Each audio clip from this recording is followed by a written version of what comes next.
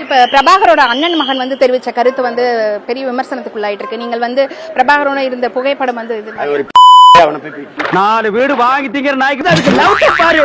எத்தனை ஒரு பஞ்சாயத்தடா முடிச்சு வச்சு. ஆமாண்ணே. இங்க பாரு, நமக்காக அம்மட்டு பெண்ணும் பிள்ளை குட்டியோட வெயில்ல காத்து கிடக்குறாங்களே. அடங்கொம்மால ஏண்டா மோத்தா உன்னை பெத்தாலா இல்ல யானை கண்ண கக்குச்சாடா? நான் கேட்க மாட்டேனாங்க.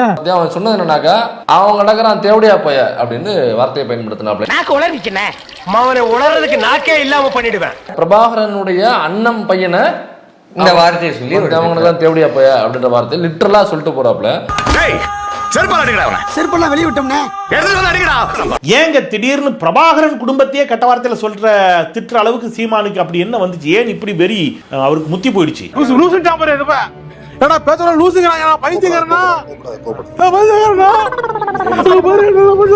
ஈழத் தமிழர்களுக்கு இப்போதாவது உணர்வு வருமா, கோபம் வருமா?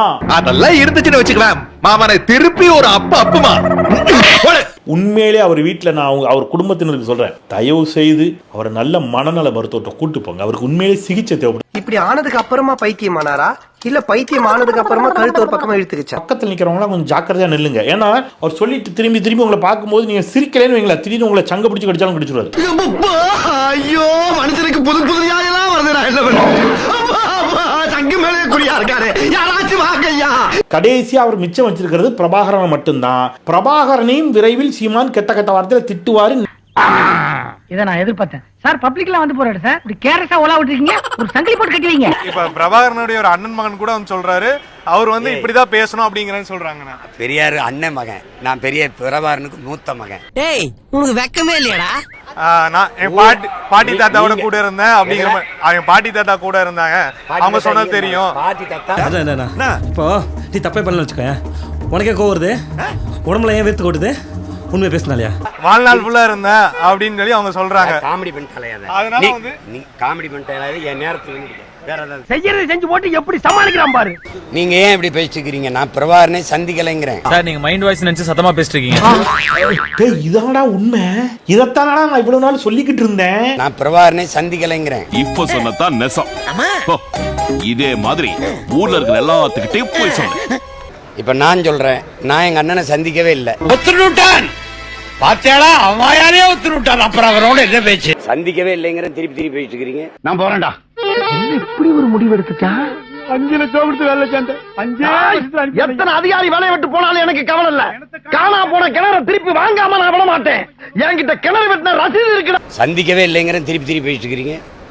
முடிஞ்சல பிரச்சனை இல்லன்னா விட்டுருவோமா? என்ன பண்ண போற? இனிமே தானே எக்ஸ்ரே ஸ்கேனு ஆபரேஷன்லாம் இருக்கு. ஆபரேஷனா? அந்த போட்டோவில் இருக்கிறது நானே இல்லைங்கிற அப்புறம் என்ன போயிட்டு இருக்கிறீங்க? நான் எழுதின ஸ்டோரி தான், ஆனா எனக்கே தெரியாம ஏகப்பட்ட ட்விஸ்ட் வைக்கிறாங்கப்பா. இந்த கதையோட கிளைமேக்ஸ் என்ன தெரியலையப்பா. எனக்கு தெரிஞ்சு போச்சு. என்ன? சங்குதான். யாருக்கு? உங்களுக்கு. பெரியார் பத்தி இப்ப பேசுவதும், பெரியார் பத்தி நீங்க வந்து ஒரு பேசு பொருளாக இருக்கிறதுக்கு காரணம் என்ன? சொல்லி அனுப்புறதாண்டா. யார் சொல்லி? டாக்டர் சொல்லி அனுப்புறாரு. நாங்க எடுத்துட்டு இருக்க அரசியலுக்கு இந்த திராவிட கோட்பாட்டுக்கு சித்தாந்தத்துக்கு நேர எதிரானது. ஐயோ, ஆரம்பிச்சுட்டான்டா. இதை இம்சை இனிமே தாங்க முடியாதப்பா. 15 வருடங்கள் கழித்து பெரியாரை இவ்வளவு தூரம் கடுமையா விமர்சிக்க ஆரம்பிச்சதுல இருந்தே ஏன் விமர்சிக்கிறார்? இப்பதான் தலைவலிக்குது, அப்பதானே மாத்திரை போட முடியும். ஏன்டா அறிவு கேட்டவனே? அறிவு இருக்கா உனக்கு?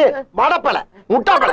சோத்த திங்கறியா? சோத்த விட்டு லட்டிய திங்கறியா? சோத்த தான் திங்கறேன். பெரியாரை பற்றியோ அம்பேத்கரை பற்றியோ சீமான் அவர்கள் முழுமையா படிக்கவில்லை, அதனாலதான் இந்த விமர்சனம் வைக்கிறாரு அப்படின்னு சொல்லி பைத்தியக்காரன் சொல்லுவான். நீ தாண்டா அந்த குரங்கு.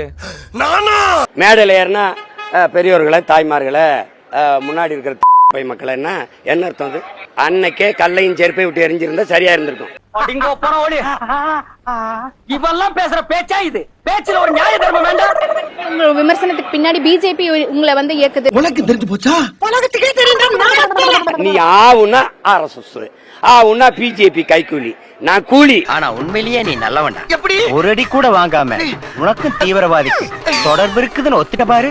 அநீதி, அக்கிரமம், இந்த இழிவு, சாதிய தீண்டாமை இழிவு, மதவாத கோட்பாடுகள் எந்த வடிவில் வந்தாலும் எதிர்த்து சண்டை போடுகிற, போரிடுகிற துணிவும் தெளிவும் வீரமும் எங்கள் பரம்பரை மரபணுவில் இருக்கு. மகனே செருப்ப காட்டி பிய அடிச்சு போடுவேன். இது ஆணவ கொலை, சாதி ஆணவ கொலை, சாதி ஆணவ கொலைம்பா. நான் அது குடிப்பெருமை கொலைம்பேன். அறிவு இருக்கா? நான் ஏன் என் குடி அடையாளத்தை நான் போடுறேன்? நாங்க என்ன தொழில் செஞ்சோம், நான் எங்க பூர்வீகம் எது, நாங்க வேறு இது, என்னை தெரிஞ்சுக்கிட்டோம், எல்லாரும் தெரிஞ்சுக்கிட்டோம். இதுல என்ன இழிவு இருக்கு? ராமாதான் ஏன் ஐயா விட்டு விட்டீர்கள்? நான் எங்கடா விட்டேன்? இனிமேல் தான் விட போறேன். திராவிடம் ஒழிகல்ல என் கோட்பாடு. தமிழ் வளர்க வாழ்க, அதான் எங்க கோட்பாடு. தமிழ்ல இவங்க தண்ணி ஊத்தியா வளர்க்கறாங்க, அத மிதிக்காம இருந்தா போதாதா? போயா. அடுத்தவன் தாய்மொழியை ஒழிக்கிறது இல்ல, என் தாய்மொழியை அழிக்க விடாமல் பாதுகாக்கிறதா என் கோட்பாடு. இதுவரைக்கும் உடச்சல பார்த்தாரா? பர்னிச்சர் மேல கை வச்சா முதல் டெட்பாடி நீதான்டா. அப்ப நீ குறுக்க வந்து நிக்கும் போது அப்புறம் அண்ணன் என்ன, தம்பி என்ன, தாத்தா என்ன, அப்பா என்ன, ஐயா அண்ணன் கொய்யா அண்ணன் போட்டு வெல்றான்னு வெளுக்க வேண்டியதுதான். உன்னை பார்த்தா குடுக்கிற மாதிரி தெரியலையே, நிறைய வாங்குற மாதிரி தெரியுது. அப்படியா தெரியுது? பெரியாரை பத்தி பேசி ஓட்டு கேட்கணும். அங்க பெரியார் அங்கிட்டு விட்டு காந்தி படத்தை கட்டு ஓட்டு கேட்டா பிஞ்ச செருப்பு வச்சு பிச்சு போடுவேன்.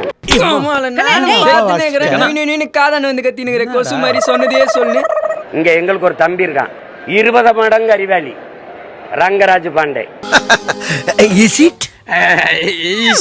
எங்க ஊர்ல ஒருத்தர் இருக்காரு, ஹரிஹர ராஜ சர்மா, ஐயா எச் ராஜா, அவர் பேர் அறிஞர். RS கிட்ட மூத்திரத்தை வாங்கி குடிச்சிட்டு இந்த நாய் அட வெக்கம் கட்டுவீங்களா? இதுக்கு எதுக்குடா வெள்ளையங்கிலி மாலையன்னு? இதுக்கு ஒரு 4 பேர்த்த மூத்திரத்தை வாங்கி மடக்கு குடிக்க வேண்டியதானே? சார், இந்த சென்னையில வந்து பாத்தீங்கன்னா 3000 பேர் வந்து திமுக இணைஞ்சிருக்காங்க. அதுல நாம் தமிழர் கட்சியை சேர்ந்தவர்கள் இருக்காங்கன்னு சொல்லியிருக்காங்க. இதை பற்றி உங்களுக்கு? அதுல சேர்ந்த எல்லாருக்கும் என்னுடைய வாழ்த்துக்கள். அப்புறம் ஏன்டா கண்ணு கலங்குது? சரி சரி, இன்னும் கூட கொஞ்சம் பேரை அனுப்பி வைக்கிறேன், சேர்த்துக்கிறேன்.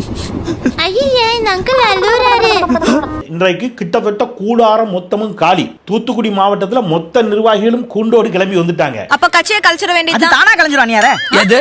மாவட்டங்கள் முழுவதும் இன்றைக்கு நாம் தமிழர் கட்சியினுடைய கூடாரம் காலியாகி கொண்டிருக்கிறது. அப்போ சீமானுக்கு வெறி முத்தி போச்சு, கோபம் முத்தி போச்சு, டென்ஷனா இருப்ப, தம் அடிப்ப, 2 ஆர்பிட் வாங்கி போட்டு. இந்த டென்ஷன்ல இருக்கும்போது இதுவரைக்கு அவர் விட்ட புருடாவுக்கு அடிப்படையாக அமைந்ததே அந்த போட்டோ. அந்த போட்டோ டூப்ளிகேட், போட்டோஷாப் பண்ணதுன்னு சங்ககிரி ராஜ்குமார் அந்த உண்மையும் போட்டு உடைச்சிட்டார். சீமானை இதுவரைக்கு நம்பிக்கொண்டிருந்த மேலும் பலரும் சீமான் ஒரு ஃப்ராடு, சீமான் ஒரு பொய்யர் என்பதை தெரிந்து கொண்டு டாடா பாய் பாய்னு கிளம்ப ஆரம்பிச்சிட்டாங்க.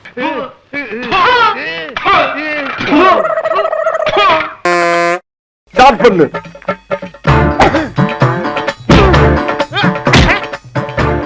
இங்கிட்டு வா. அப்படியா?